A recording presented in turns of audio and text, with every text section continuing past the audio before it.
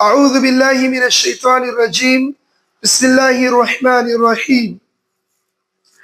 الذين يأكلون الربا لا يقومون إلا كما يقوم الذي يتخبطه الشيطان من المس.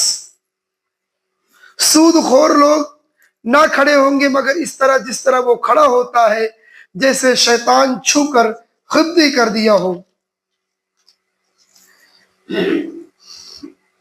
ذلك بأنهم قالوا إنما البيع مثل الربا وأحل الله البيع وحرم الربا. یہ اس لیے کہ یہ کہا کرتے تھے کہ تجارت بھی تو سود ہی کی طرح ہے، حالانکہ اللہ رب العالمین نے تجارت کو حلال کیا اور سود کو حرام کیا ہے. فمن جاء موعظة من ربه فانتهى فله ما سلف وأمره إلى الله ومن عاد فأولئك أصحاب النار هم فيها خالدون. جو شخص اپنے پاس آئی ہوئی اللہ کی نصیحت سن کر رک گیا اس کے لیے وہ ہوگا، اس کے لیے وہ ہے جو گزرا اس کا معاملہ اللہ رب العالمین کی طرف ہے، اور جو پھر دوبارہ حرام کردہ چیز کی طرف لوٹا وہ جہنمی ہے. ایسے لوگ ہمیشہ اسی میں رہیں گے. دیکھیے پہلے آیت کریمہ کے اندر اللہ رب العالمین نے جہاں پر یہ آیت کریمہ آئی ہے کہ الذین یأکلون الربا لا یقومون الا کما یقوم الذی یتخبطہ الشیطان من المس، اس آیت کریمہ کے اندر جو تفسیر ہے وہ یہ ہے کہ سود خوری کی یہ کیفیت قبر سے اٹھتے وقت یا میدان محشر میں ہوگی کہ آدمی خودی ہوگا، ایک دم پاگلوں کی طرح بے چین بے قرار ہوگا. سود کا معاملہ بہت خطرناک ہے اسلام کے اندر. اسلام کے اندر سب سے بڑا جرم سود کا مانا جاتا ہے، اور اس سے بڑا جرم ان لوگوں نے یہ کیا کہ یہ لوگ کہتے ہیں کہ تجارت بھی تو سود کی طرح ہے. یعنی آپ 100 روپے سے تجارت شروع کرتے ہیں تو 100 کی جگہ پہ آپ 150 روپیہ کماتے ہیں. تو ان کا منشا یہ، ان کا کہنے کا مطلب یہ ہے کہ جس طریقے سے 100 سے 150 روپیہ آپ نے کمایا، سود والا بھی 100 آپ کو دیتا ہے، 150 روپیہ لیتا ہے، تو پھر دونوں سود ہو گیا. بلکہ اللہ رب العالمین نے کیا کہا؟ انما البیع مثل الربا وحل اللہ البیع وحرم الربا. اللہ رب العالمین نے سود کو حرام کہہ دیا اور تجارت کو حلال کہہ دیا ہے. تو اس آیت کریمہ کے اندر یہ ہے کہ تجارت میں تو نقد رقم اور کسی چیز کا آپس میں تبادلہ ہوتا ہے، دوسرا اس میں نفع اور نقصان کا امکان رہتا ہے، جبکہ سود میں یہ دونوں چیزیں مفقود ہیں. عظمہ یہ کہ اللہ نے حلال اور سود کو حرام قرار دیا ہے، پھر یہ دونوں ایک کس طرح ہو سکتے ہیں؟ یعنی جو آپ تجارت کر رہے ہیں اس میں نفع کا بھی امکان ہے اور نقصان کا بھی امکان ہے، دونوں اعتبار سے نقصان اور نفع کے امکان ہے. لیکن سود جو ہے اس میں سوائے نفع کے نقصان کا کوئی امکان نہیں ہے. تو لہذا آپ کا ذہن کیسے گوارا کر سکتا ہے کہ آپ سود کو اور تجارت کو دونوں کو حلال کہہ دیں؟ لہذا ایسی بات نہیں ہے. سود حرام ہے، تجارت حلال ہے. پھر اسی آیت کریمہ کے آگے اللہ رب العالمین نے ایک چیز اور بیان کیا جس کی تفسیر یہ ہے کہ قبول ایمان یا توبہ کے بعد پچھلے سود پر گرفت نہیں ہوگی. یعنی جو لوگ، اللہ رب العالمین نے کہا کہ جو نصیحت سن کر رک گیا، یعنی ابھی میں نے آپ کو بیان کیا کہ بھائی سود نہیں لینا چاہیے، سود کے بارے میں آپ کے پاس علم نہیں تھا، جیسا کہ نبی صلی اللہ علیہ وسلم نے لوگوں کو سب سے پہلے کہا کہ سود کو میں حرام کہتا ہوں، سود کو میں ختم کرتا ہوں. تو اس اعتبار سے اگر زمانے جاہلیت کے اندر کسی نے سودی کاروبار کیا بغیر علم کے، اس کے پاس علم نہیں تھا، اگر اس نے تجارت کیا سودی کاروبار کا اور اس کے بعد اس کے پاس قرآن اور حدیث کی دلائل آ گئی، اسے چھوڑ دیتا ہے، توبہ کر لیتا ہے، استغفار کر لیتا ہے، تو اللہ رب العالمین کی ذات غفار ہے، رحیم ہے، غفور ہے. اللہ تعالیٰ اپنے رحم و کرم سے اسے معاف کر دے گا. اللہ رب العالمین نے اس مقام پہ ایک جگہ اور فرمایا کہ اور اس کا معاملہ اللہ کی طرف ہے، یعنی یہ کہ وہ توبہ پر ثابت قدم رہتا ہے یا عامل فسادیات کی وجہ سے اس حالت کے رحم و کرم پر چھوڑ دیتا ہے، اسی لیے اس کے بعد دوبارہ سود لینے والے کے لیے وعید ہے. یعنی اگر کوئی شخص ایسا ہے جو دوبارہ سود لیتا ہے، آپ کے پاس میں نے آپ کو سمجھا دیا، آپ کو نصیحت میں نے کر دیا، اس کے باوجود آپ سود لے رہے ہو، اس کے باوجود اس گھنونے جرم کا ارتکاب کر رہے ہو، اتنا بڑا جرم ارتکاب کر رہے ہو، اتنا بڑا گناہ آپ دوبارہ کر رہے ہو، تو اس کا واضح مطلب یہ ہے کہ آپ کو شریعت سے، آپ کو اللہ اور اس کے رسول سے کوئی مطلب نہیں ہے۔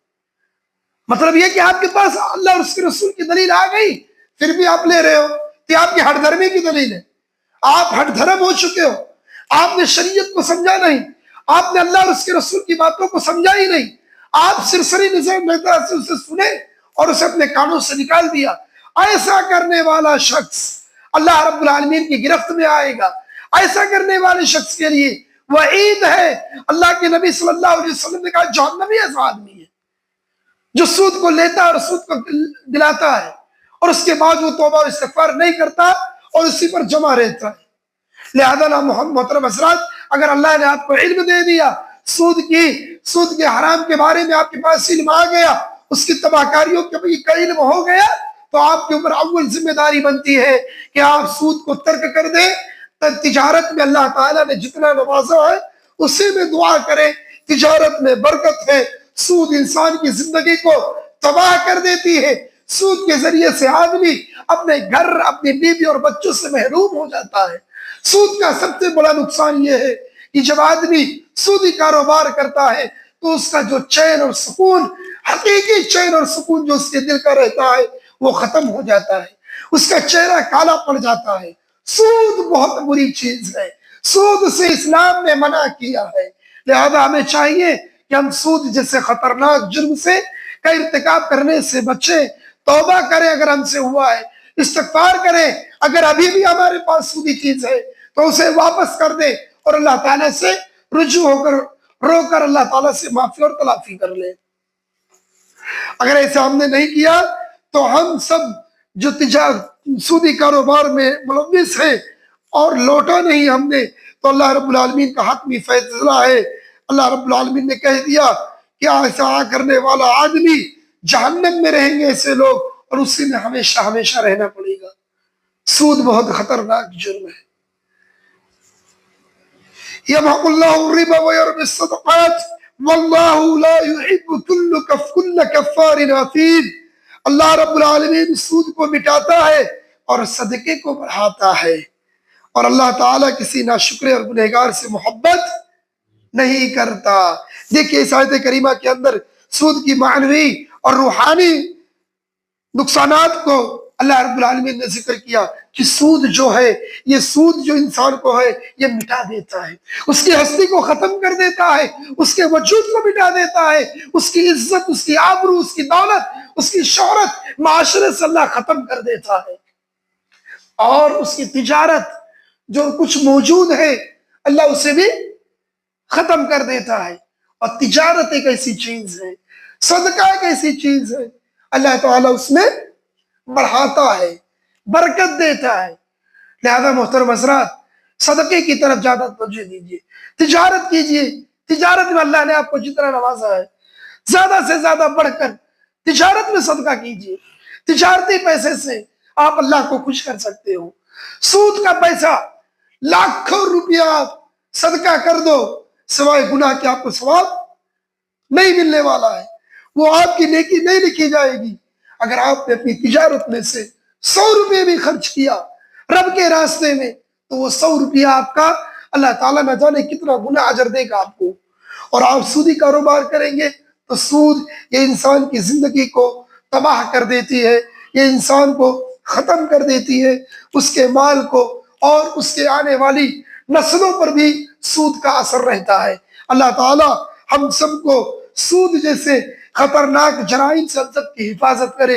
اے رب کریم، ہمیں سود جیسی برائیوں سے ہماری حفاظت فرما، ورنہ اللہ کا فیصلہ ہے۔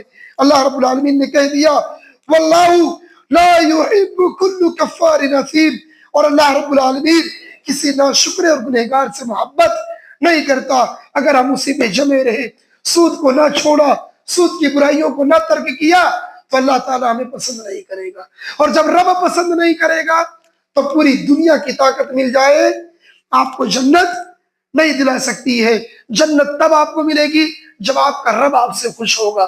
اللہ سے دعا ہے اے رب کریم ہمیں قرآن کریم کے معانی اور مفاہیم کو سمجھ کر اس کو تلاوت کرنے اور اس کو پڑھنے اور اس کے مطابق عمل کی توفیق عطا فرما، آمین۔ تقبل یا رب العالمین۔